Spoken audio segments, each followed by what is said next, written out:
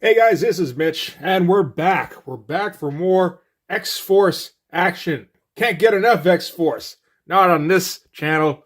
No, sir. No, I've never gotten enough X-Force. So, yeah, we're back. We're doing X-Force number 3. So, continuing on this week here. So, just before we get into it, if you enjoy the channel, if you feel like you might want to support me a little bit as an artist, what you can do is in the description, there's a couple of links. One will take you to my Patreon, and if you subscribe there, that'll give you access to everything I do. So these videos, before they get uploaded to YouTube for starters, as well as all of the Blood Force stuff, the pages and the finished comics, and some Patreon exclusive content. Also, if you follow me on Instagram, you can DM me there for commissions. So we're continuing the thrilling exploits. Exploits. Ooh. That's been used many times before, I'm sure. What happened in the last issue? We should do a recap first. Okay, wait. So, Kane and Deadpool punched each other. And then X-Force punched each other. And then Black Tom Cassidy summoned the Juggernaut. Yes. Okay, so that was everything that happened. So now we're continuing that fucking saga. There's nothing even to read it. Well, where is this story gonna go? What fucking story? That was the beginning. That was like page 1. There should have been events after that, but I guess this is that. Okay, so let's start off with the cover here. So it's Juggernaut versus X-Force, against a white background, and we're gonna get to see some time-honored Liefeld tropes. And this is a decent composition for Liefeld. Kind of sorry when I was saying that. I kind of spotted a few things that made me change my mind on that. So, for instance, Cable and all these guys being on a flat plane with the Juggernaut, but the Juggernaut's tilt and, of course, the curvature of the Earth kind of make it seem as though this should be a bit of a diagonal, so that conflicts with that. Of course, this is only here because Juggernaut's foot doesn't match where everybody else's feet are. So I'm coming to, I'm kind of changing my mind a little bit on what Liefeld does when he's covering up feet. Because, I mean, you can see on this very cover, he's okay with putting feet on. Like, there's some feet right there. They look fucking terrible, but that doesn't stop him. You know? Spider-Man kind of got feet, I suppose. It looks a little bit more like chicken wings. Yeah, like just the top half of a turkey. Just like a turkey grafted itself onto his waist. That's pretty bad. Yeah, no, he'll draw the feet. I think the thing is, see, what I thought it was that he couldn't draw people on the same plane. And we saw in the last issue that isn't necessarily true because he does get lucky sometimes. But on the times when he doesn't, which is pretty often because Liefeld does not know what an underdrawing is. He's never heard of a layout in his life. If nothing matches up, then he just covers up the feet with, curvature of the Earth and some smoke and calls it a day. But I mean, again, at least something's happening on this cover. We're probably going to get to a point pretty quick where that isn't the case. So, we got to enjoy this while it lasts. Okay, so this is Battle Cry. So we're going to find out here exactly what the fuck the point of the end of the last issue was, where Black Tom summoned Juggernaut. Apparently they've taken some billionaires hostage at the World Trade Center. We missed that completely. So Siren is showing up to investigate. And that's a reasonably okay first splash. Kind of a hybrid between a splash and one of those exposition pages to start off. And turn the page, and that is a terrible example of a double page splash. I mean, this is just, you're just doing it because that's the thing you do. You didn't have a good enough image. You thought you did maybe for a second. And like the Siren drawing is fine, but I don't know if you remember, in the last video, I said if he kept up that particular level of artwork, then maybe he might change my mind. Well, it looks like my lack of faith is being confirmed here. At least so far. I mean, it is just the first couple of pages of the issue, so I guess we'll give it that, but not exactly an auspicious start. And we're going to get here.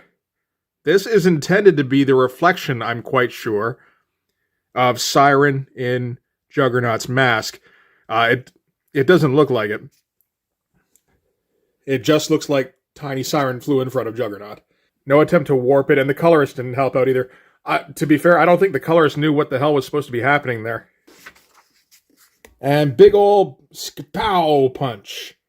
And that probably should have killed her, except they explain here, Sonic's scream deflected most of the blow. There's not really any kind of indication that happened, but, I guess we've got to try to explain that away somehow. Fine enough page so far. And then she comes back with the screaming again. Doesn't hurt. Apparently didn't hurt Black Tom either. This works okay with the large figure of Siren here crossing over these diagonal panels. That's not bad at all. The face is like meh on her, but like I'm not going to rip on him for that. Again, it's a tough angle, and drawing women's faces can be tough sometimes. And yeah, shoots down Siren, although she recovers just in time for, I don't know, some low-budget egg-shaped spacecraft to go into her line of vision here. That's a pretty weak attempt at a ship, I gotta say. And this bit here, I'm reasonably certain Rob drew her recoiling and then and inked it, and then remembered to draw in the blast and didn't do anything about all of this. So, yeah. Black Tom's blast is just see-through now. In the meantime, Gideon and Sunspot, who have been palling around for a little while, I believe. Wasn't that the deal with New Mutants 99, where Sunspot leaves so he can hang out with Gideon? They're some of the ones being held hostage by Black Tom and Juggernaut. And they just kind of talk to fill word balloons here. Another screen door. If we're inside, you can probably count on a screen door being around here somewhere. That's a fairly involved shot for Rob. That's a little surprising. That almost looks like a street from high up. And this stuff down here is the kind of thing, makes me think about Post-it notes. That's probably what this was drawn on and blown up. All these really wide hatch marks. And now we're gonna delay because we're not really on pace to hit 22 pages just yet. And we need a badass shot of all of X-Force standing around and looking directly at the camera. That's what sells the books these days. Oh, and Cable is in his, I don't even know what you would call that gear, but this was one of the designs for Cable originally. This was when Rob was first coming up with the character. I'll put it up here. He came up with 4 designs, 3 of which were basically interchangeable, and then this other one, which he said he really liked. And they didn't go that way. So now he's kind of getting his own back by just drawing Cable in it anyway. So this is his battle armor, I suppose. And they're going to start with Warpath leaping into action and just transforming into a fucking Cupid doll. That's a bit of a tough angle, but man, that's not really defensible at all. And this stuff, these are some pretty whipped off pages here. He's not going for anything in the background here. He could just do more of this pseudo building stuff. Like up here and around here. Not going to do that. Nothing in the background here, of course. All very basic stuff. And even this building here, which wasn't looking too bad earlier. Stuff like this even. He's going super simple on it because he just needs to get this page done. Spent all his time drawing speed lines erratically. These do not match up at all. And then we're going to get the one that Rob's going to spend a bit of time on. This is the big leaping out of the egg spaceship shot. This, I would guess, was done on full-size paper. There's enough lines on everything. This shot of Cable looks fairly decent, and the armor looks a little intricate. I think that changes fairly soon. These things are pretty heavily cushioned, eh? Seems like it. It does kind of seem like car doors. Just kind of stapled to his legs. So they're going to jump down so they can make short work of these guards here. These are slightly better than usual guards for Rob. Usually he just does a big circle for the head. Like a big, kind of completely opaque glass helmet. And they're going to start picking him off here. This page is fine, except for this pose, which isn't great at all. But, I mean, for the most part, okay. And then a page I'm pretty sure Rob didn't want to draw at all, and just scribbled something out as quick as he could so he could move on. And Gideon and Sunspot are going to make their move.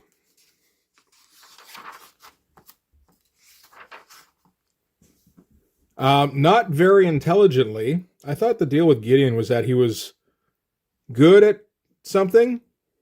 I don't know. It ain't fighting anyway.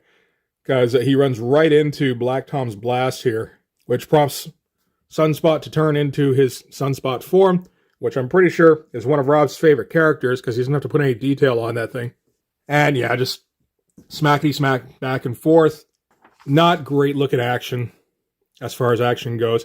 We saw him do better than this in the last issue. And then Black Tom gets, I suppose, shot from behind, and Cable is getting swallowed up by his couch cushion suit. I think this was an attempt at perspective that went horribly awry. And Black Tom breaks out his secret weapon, which is a bomb detonator / remote control. Cut back to Warpath, and Juggernaut still slugging it out. Nothing particularly interesting happening there. So this is the thing. There's no real sense of any kind of, I don't know, stakes, consequences, anything like that. Like there kind of ends up being, I suppose, because the World Trade Center does actually get bombed shortly. But it's just guys trading punches back and forth. There's no attempt at momentum in the fight, because Rob has no idea how to do that. It's if the bad guy punches the good guy, then in the next one, the good guy punches the bad guy, and that means it's an intense fight.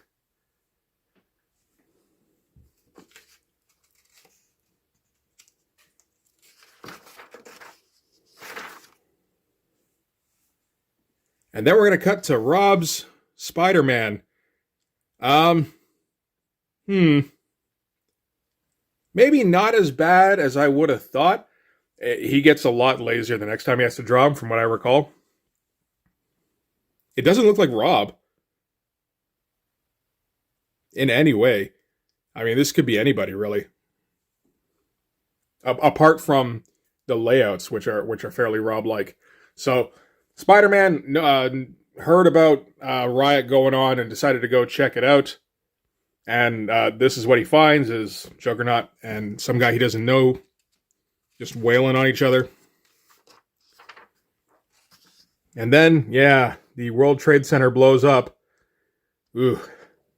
And again, a shot of Spider-Man I wouldn't have expected from Rob. It looks, I suppose, better than what I would have thought, really. He even drew all the webs. But yeah, that's probably an uncomfortable panel for some people. Thinking about it now. But that's not to blame on Rob, really.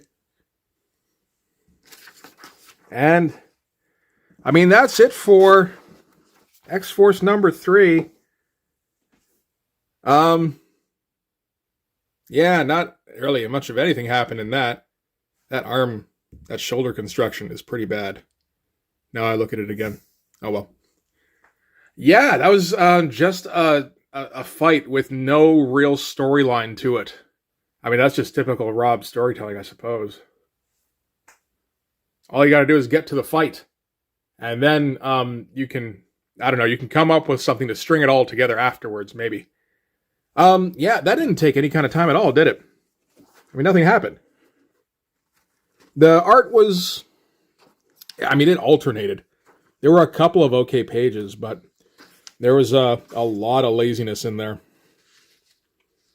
Maybe, yeah, kind of starting on this one, really. Man, I was kind of hoping for something interesting out of that one. Not so much. So, now that Spider-Man has joined the fight, we're going to flip over to Spider-Man number 16 for next time. Because it's a crossover issue. X-Force and Spider-Man. It's the natural team up, right?